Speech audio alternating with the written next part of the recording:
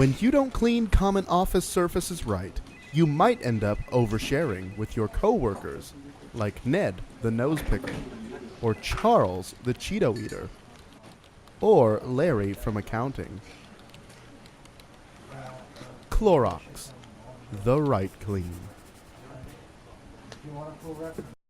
When you don't clean your shower right, you might be showering with your roommate Joe, and your other roommate Tom, and Tom's seriously questionable girlfriend.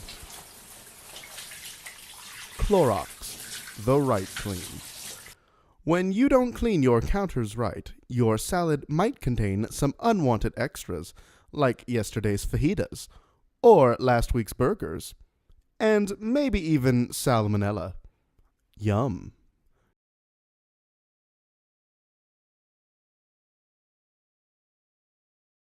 Clorox, the right clean.